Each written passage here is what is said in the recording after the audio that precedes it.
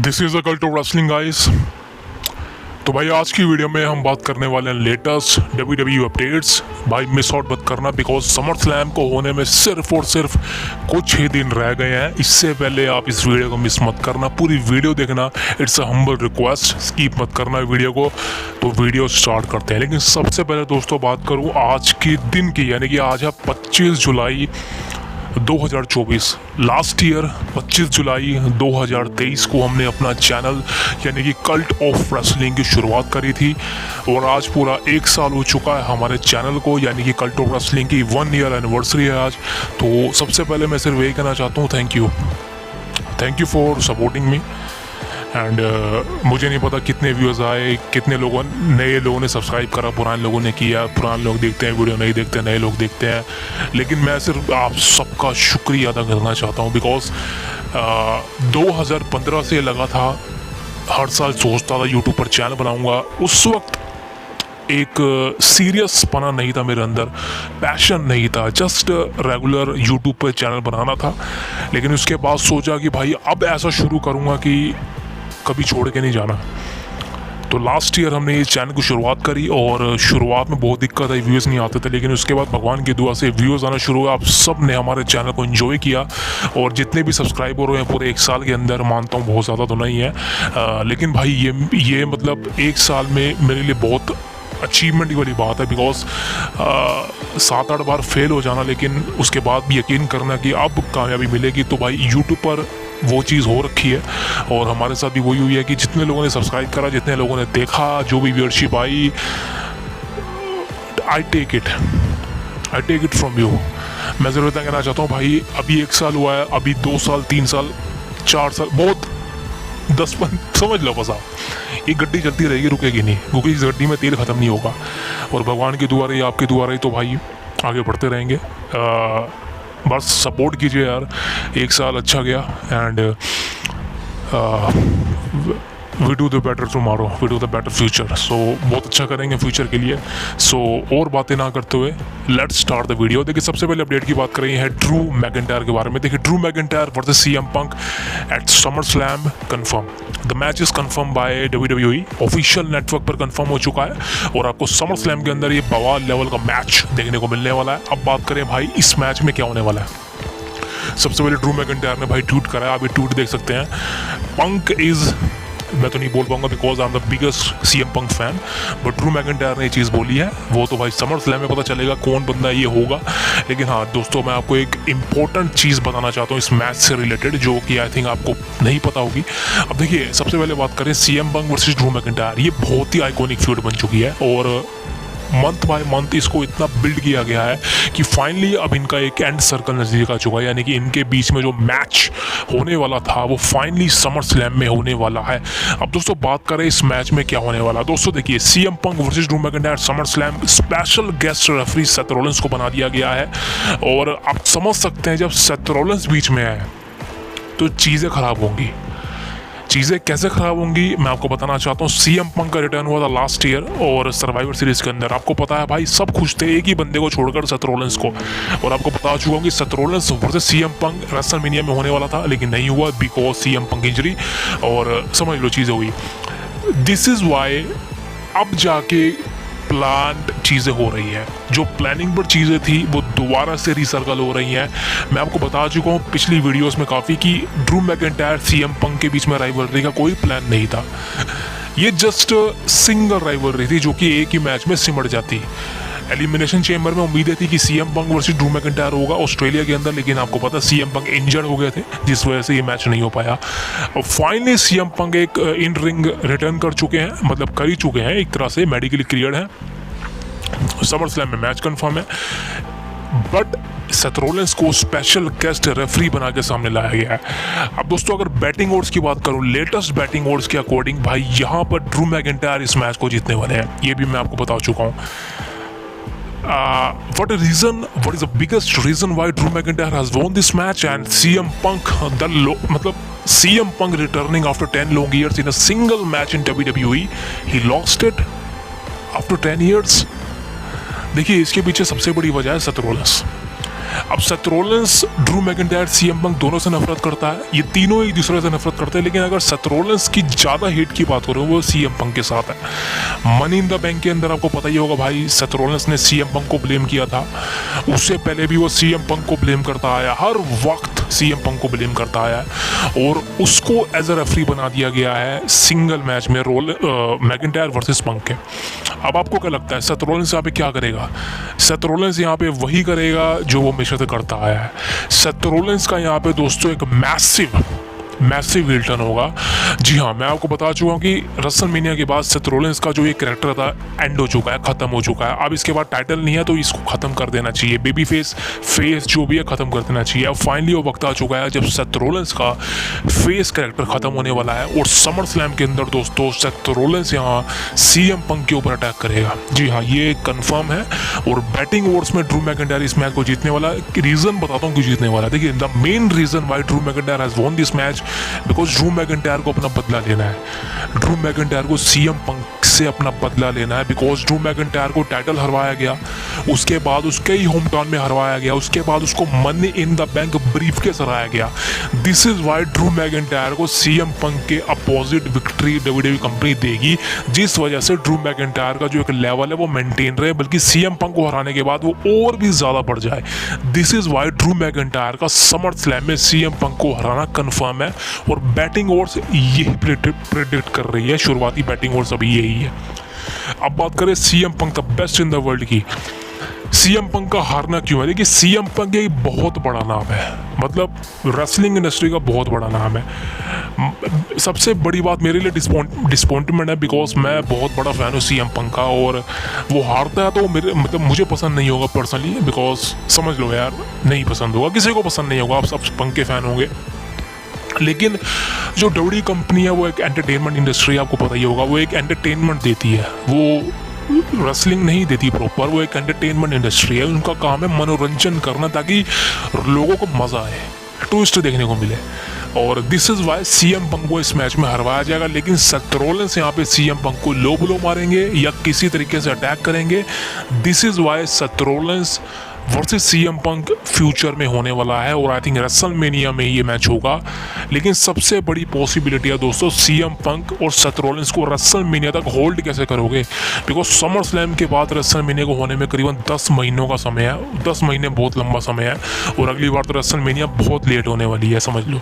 तो ये होल्ड कैसे रहेगी राइवलरी? ये होल्ड रहने का मतलब समझ रहे हो, जैसे कि Jey Uso versus Jimmy Uso, ये समर स्लैम के बाद इनकी राइवलरी शुरू हो चुकी थी, लेकिन मैच कब हुआ? रेसलमेनिया के अंदर। तो और मैच भी कैसा हो आपको पता ही है, बिकॉज लंबी राइवलरी चल गई थी, कोई मैच नहीं, कुछ नहीं। ये पंक और रॉलिंस के साथ ना हो, बिकॉज ये बहुत बड़ा मैच है और सही में मैच होना चाहिए। और ड्रू मैकिंटायर की कहानी जो है सीएम पंक के साथ वो समर स्लैम में ख़त्म हो जाएगी, उसके बाद कोई मैच नहीं होगा ड्रू वर्सेस सीएम पंक का, जहाँ तक मेरे को लगता है। अब सीएम पंक मेडिकली क्लियर है या नहीं, इस सबसे बड़ी वजह है। देखिए, सीएम पंक मेडिकली क्लियर्ड है या नहीं, ये सबसे बड़ी वजह है। अगर मैं अपने ओपिनियन बताऊं, मैं अपनी प्रेडिक्शन बताऊं, तो दोस्तों यहाँ पर मैं आपको बताना चाहता हूँ कि सीएम पंक मेडिकली क्लियर्ड नहीं है। जी हाँ, सीएम पंक प्रॉपर क्लियर नहीं हुए हैं भाई। जी हाँ दोस्तों, ये प्रॉपर चीज़ बता रहा हूँ मैं आपको, सीएम पंक पूरी तरह से हील नहीं हुए हैं। मतलब एक तरह से उनको समझ लो कि समर स्लैम में ऐड करना था पब्लिसिटी के लिए, बिगेस्ट पीपीएल बनाने के लिए। This is why CM Punk को क्लियर करवाया गया है। लेकिन अगर मैं आपको अंदर की बात बताऊं तो सीएम पंक अभी भी क्लियर्ड नहीं है, अभी भी उनकी जो इंजरी है वो हील नहीं हुई है। लेकिन दोस्तों, आप डब्ल्यूडब्ल्यूई कंपनी की जो फ्यूचर में स्टोरी लाइन चलने वाली है वो मैं आपको बताना चाहता हूँ, ध्यान से सुनना। देखिए, CM Punk versus Drew McIntyre summer slam में सेथ रॉलिंस यहाँ पे सीएम पंक पर अटैक करने वाला है, जिस वजह से ड्रू मैकिंटायर विक्ट्री ले लेगा, ड्रू मैकिंटायर साइड हो जाएगा, खत्म। इसके बाद सेथ रॉलिंस वर्सेस सीएम पंक की स्टोरी लाइन चलेगी। लेकिन दोस्तों, समर स्लैम में ही सेथ रॉलिंस यहाँ पे सीएम पंक पर बहुत गंदे वाला अटैक करेगा, मुझे लगता है बॉल करेगा, खतरनाक वाला हार्डकोर अटैक करेगा सीएम पंक पर, जिस वजह से सीएम पंक दोबारा से एक तरह से स्टोरी लाइन में इंजर्ड हो जाएंगे, समझ लो। और वही चीज़ होएगी 6-7 महीनों के लिए दोबारा से गायब रहना, ये होगा दोस्तों। बिकॉज मैं आपको सही कहूँ, सीएम पंक के पास अभी जो एक मैसिव स्टोरी है वो है ड्रू मैकिंटायर और रॉलिंस की। ड्रू मैकिंटायर के साथ तो ये राइवलरी खत्म हो जाएगी समर स्लैम में, लेकिन अब चलने वाली है रॉलिंस के साथ राइवलरी। दिस इज़ वाई जो मैं आपको बता चुका हूँ कि रेसलमेनिया तक स्ट्रेच करना बहुत खतरनाक है इस फ्यूड को। या तो आप रॉयल रंबल में ये चीज़ करवाइए या फिर उसके बाद करवाइए, लेकिन दोस्तों समर स्लैम में अगर ये चीज़ होगी तो क्लियर है सेथ रॉलिंस के द्वारा अटैक होगा पंक पे, जिस वजह से पंक को डब्ल्यूडब्ल्यूई कंपनी दोबारा से इंजर्ड घोषित कर देगी और 6 से 7 महीनों के लिए गायब कर देगी। ये होगा।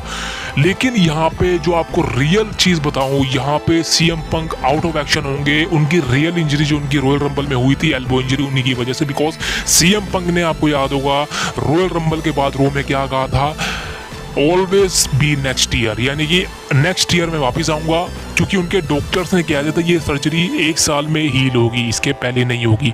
आप समझ लो एल्बो इंजरी मतलब ये तो नहीं कि छोटी मोटी इंजरी है, बड़ी इंजरी है। कुछ सुपरस्टार जल्दी हील हो जाते हैं, कुछ नहीं होते। मैं ये नहीं कह रहा कि सीएम पंक मेडिकली क्लियर्ड नहीं हुए हैं, या मैं जो कह रहा हूँ वो सच है, लेकिन दोस्तों जो स्टोरी लाइन है वो यही दिखाया जाएगा कि सीएम पंक को रोलेंस के द्वारा लो ब्लो मारी जाएगी, जिस वजह से ड्रू हरा देगा, एंड उसके बाद सीएम पंक पर सेथ रॉलिंस अटैक करेगा, and CM Punk royal rumble तक तो बेसिकली आउट ऑफ एक्शन हो सकते हैं। ये जस्ट मेरी प्रेडिक्शन है और सोर्स के अकॉर्डिंग यही चीज़ होने वाली है।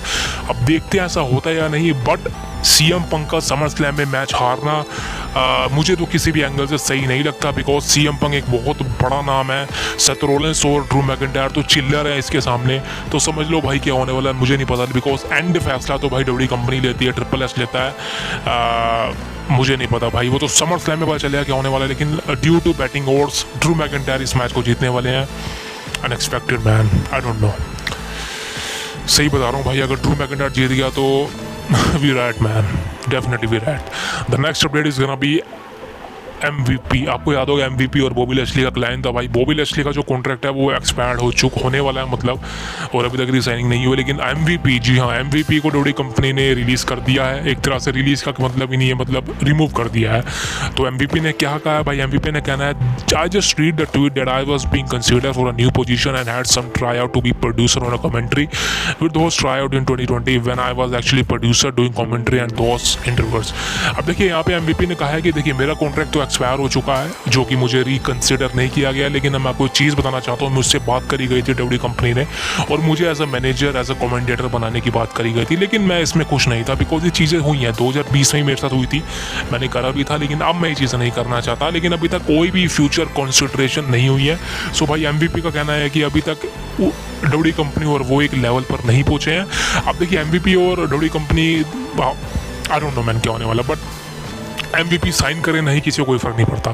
The next update is gonna B Damian priest. भाई डैमियन प्रीस्ट ने यहाँ पे रियर रिप्ले के बारे में बहुत अच्छी चीज़ें रिवील करी हैं। डैमियन प्रीस्ट ने बोला है कि we just got back from the gym and we were riding in the car, I literally told her man I was really good to have a back, I felt like I was seen missing somebody that I was friend in my road buddy, it's my backstage buddy, besides aerodynamic it's everything else, I miss having the person next to me also pushes me। Damian priest on rear replay.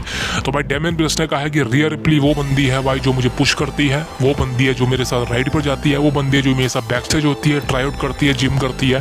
तो मैं बहुत खुश हूँ इसके return से, और I think future जो भी होने वाला है स्टोरी लाइन में, बट हम ऑलवेज जजमेंट डे में रहना पसंद करेंगे, दिस इज ऑलवेज भी।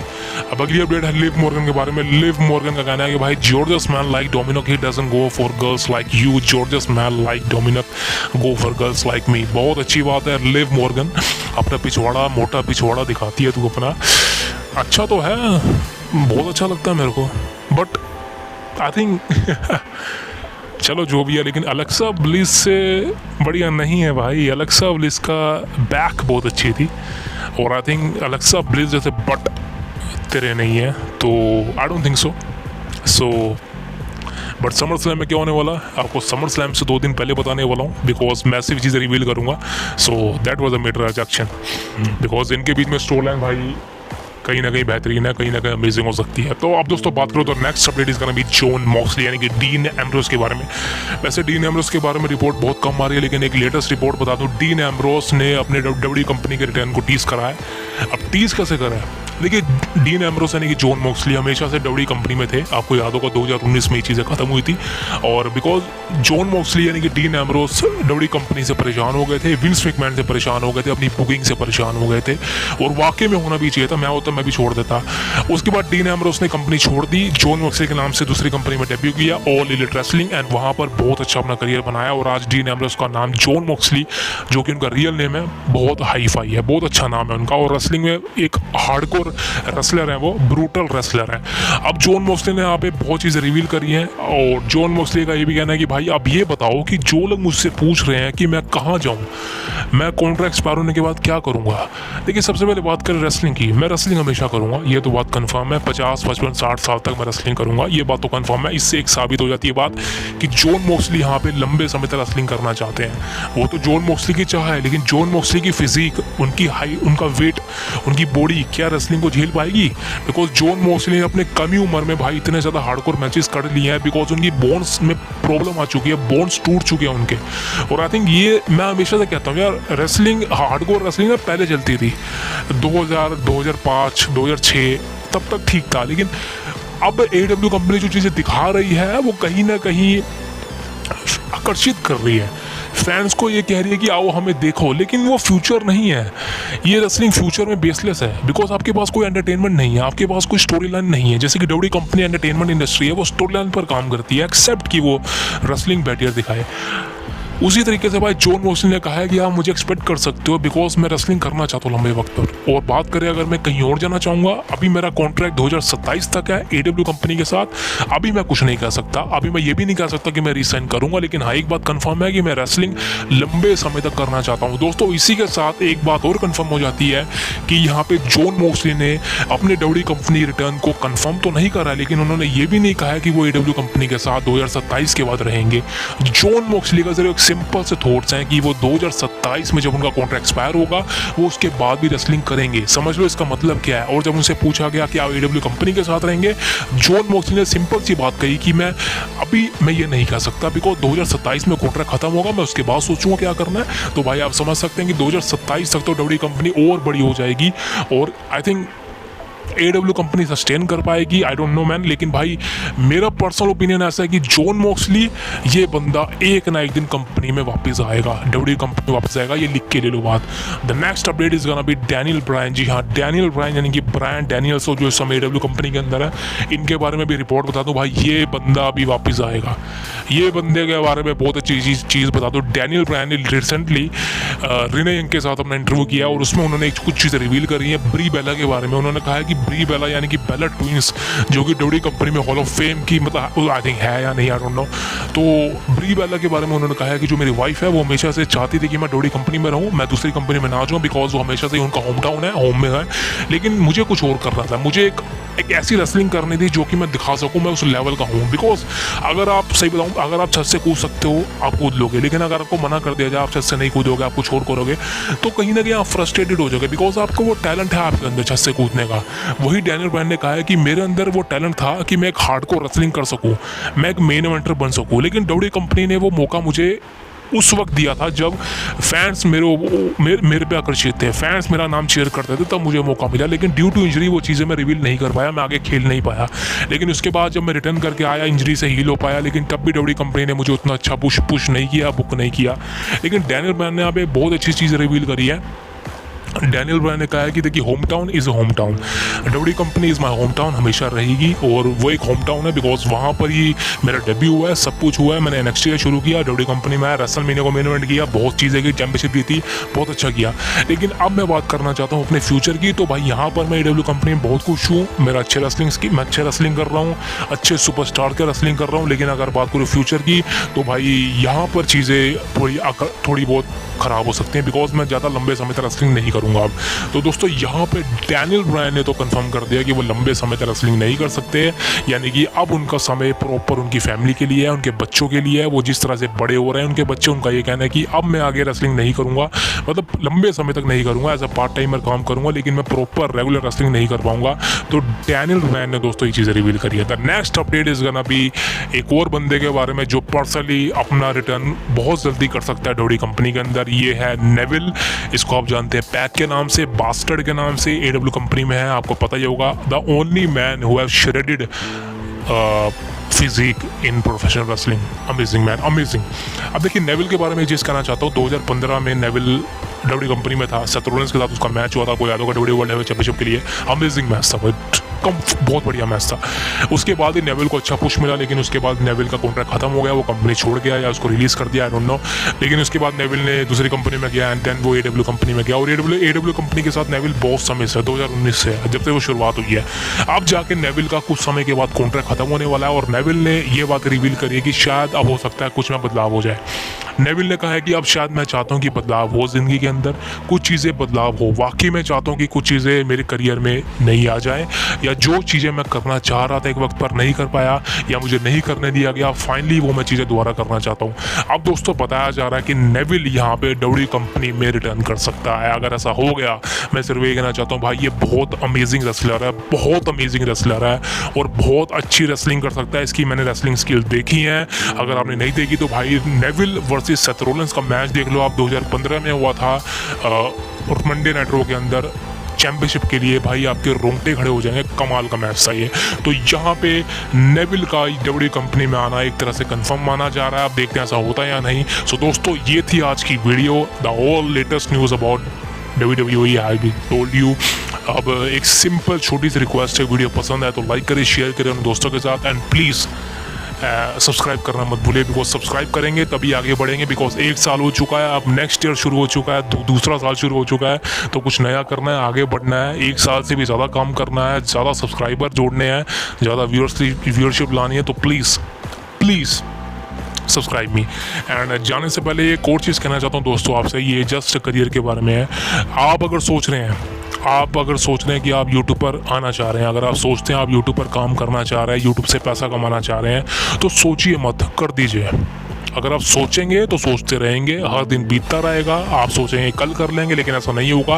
एक प्रॉपर पैशन को चुनिए, आप अपने करियर को चुनिए कि आप यूट्यूब पर करना क्या चाह रहे हैं, किस फील्ड में यूट्यूब पर काम करना चाह रहे हैं, आपका जेनर क्या है। आपने फिल्मों का रिव्यू करना है, एंटरटेनमेंट रिव्यू करना है, टेक रिव्यू करना है, गेमिंग करनी है, हेल्थ अपडेट करनी है, या फिर रेसलिंग अपडेट करनी है, जो भी करना है आप करिए, सोचिए मत। मैं भी सोचता था, लेकिन एक समय में मैंने कर लिया, मुझे यकीन नहीं हो रहा, एक साल मैंने इसको दे दिया है। बिकॉज अगर मैं डिले करता तो शायद आज मैं शुरू करता अपना यूट्यूब चैनल, एक साल समझ लो आज, तो एक साल हो चुका है। Thank you very much, thank you God, see you next, thank you very much.